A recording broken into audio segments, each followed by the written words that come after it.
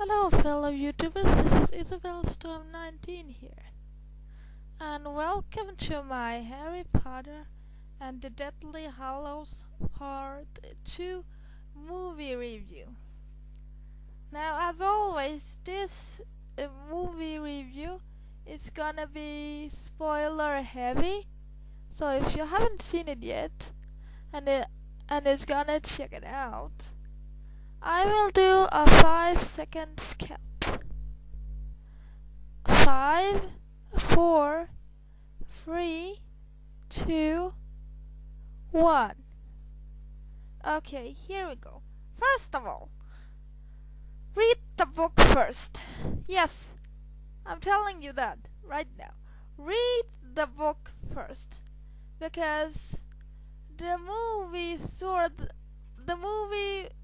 goes like it sort of expects you to know about the book.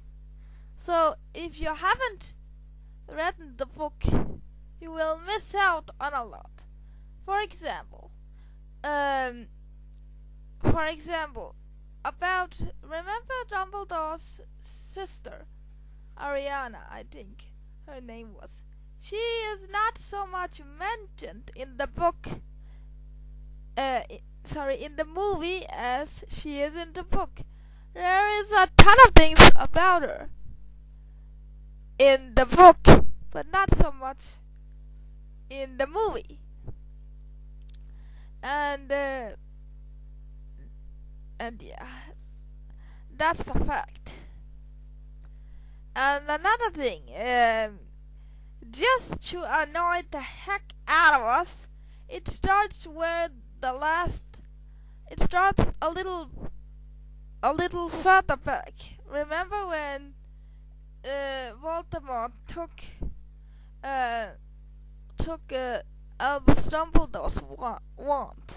It starts there, right there, so we can remember how annoyed we were when the first part ended and we had to wait 6 months just to the second part to come out.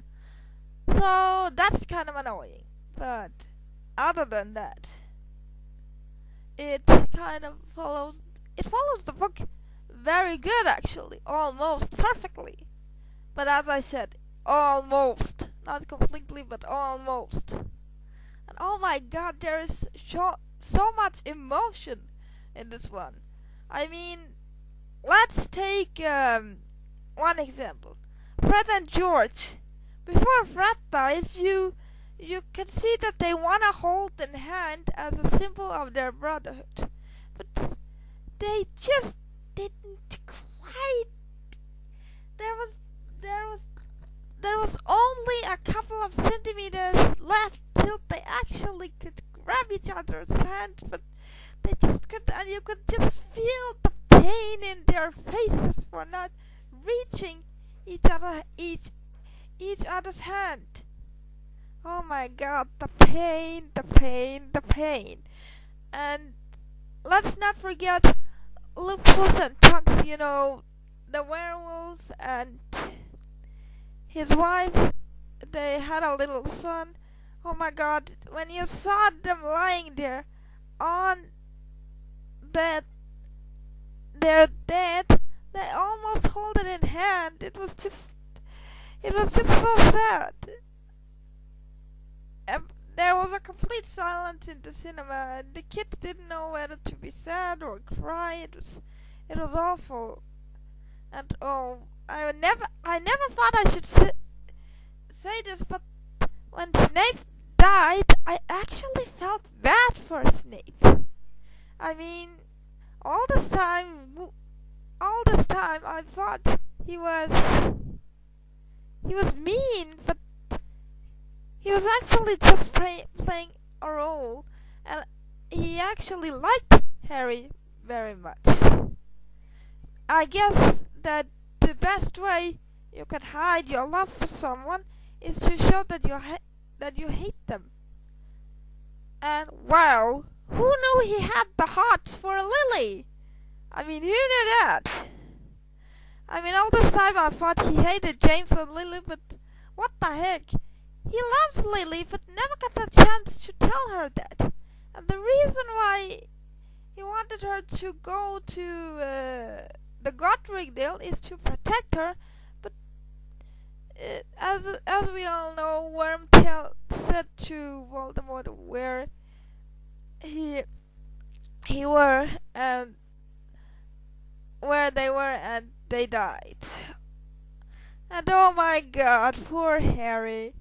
All this time he had thought that he would win and all of that, and he did win, but the plan originally was that he had to die, and you could just see the despair in his face, sitting there, not saying a sound, just in complete shock after finding out that he was a Horcrux. This movie is, by the way, about Harry Potter finding the last Horcruxes, and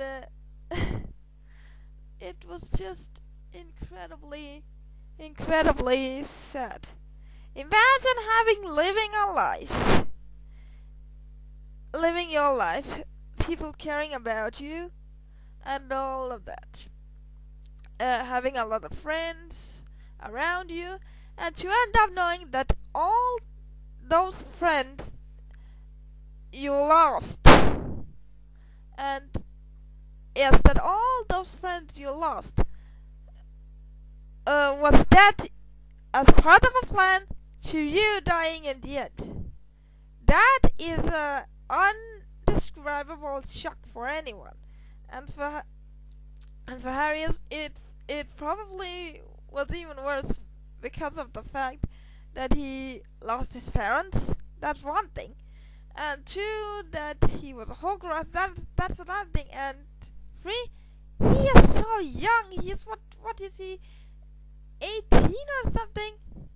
And you finally get to build, and you're finished with building up your identity and such at that age, and to finally find out that you have to die, that is your destiny, that's one heck of a shock. But as we all know, he dies and comes back, as said in the book. Well, so that was what there was inside the golden snitch. Yeah, that was a good thing, and it actually tells us a bit about J.K. Rowling's background, because J.K. Rowling is a Catholic, and which makes her a Christian, which she makes Harry Potter look like an impersonator of Jesus. So yeah, but as I said, he revives again and has kids and all of that. But as I said, there is a lot of things missing. There's a couple of things missing. For example, we never get to see Neville as a grown-up and as a principal at Hogwarts. And oh, Neville.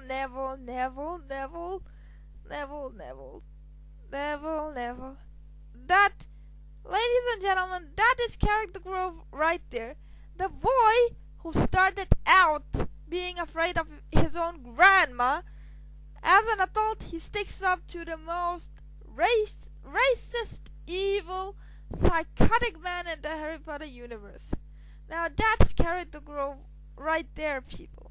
Right there. Now, I'm putting him up there with Luke Skywalker, Big Baby from Toy Story 3, and even Edmund from Narnia. I'm putting him up there with them on the special shelf I have in my mind. So yeah. Again, the movie expects that you have read the book, and therefore missing some important detail. But other than that, it's actually pretty good. And did I mention that Crab starts a fire that ends up killing? I think. I don't remember was it Crab or Girl. Well, anyway, it just teaches you how goofy they are. And you know what I say? Don't start something you can't finish. And he couldn't stop the fire. He started it but couldn't stop the fire. But anyway, I will say it's a very good movie. I will require you to maybe if you easily cry, bring some tissues inside the cinema, because you are gonna cry. If you easily cry, you are gonna cry, and it's a good idea that you bring tissues if you are that kind of a person. Well, other than that, yeah, that's about it. And what a final! What a final! And for me, I have been there from the start. I have been a fan in all 10 years. And that ain't gonna change. And remember, Harry Potter is not dead. If you make sure that you keep it in the attic or any other place where you would find it again, give it to your kids and make them learn about it. Harry Potter will never die. It happened with the Little House on the Prairie. It happened with Lord of the Rings. Do you have any idea how old the Lord of the Rings books are? They are incredibly old. They are from far back before the Second World War, I guess, and they are still popular this day. So if you want to keep Harry Potter alive and in memory, don't forget him in your head, in your heart, and keep the books and show them to your kids and make them be interested in reading about this boy who lived. Okay? That is how we keep Harry Potter alive. In our hearts, in our heads, and by showing it to the next generation. Well, I have said enough here. I have said all I wanted to say. Remember, Harry Potter will always be in our hearts and remembered. And you never know. You never know. Maybe the next generation will like it too. I myself have enjoyed it a lot. I have many wonderful memories reading the books and watching the movies with my family. It's actually a family tradition. But enough said. See you next time for another movie review. See ya!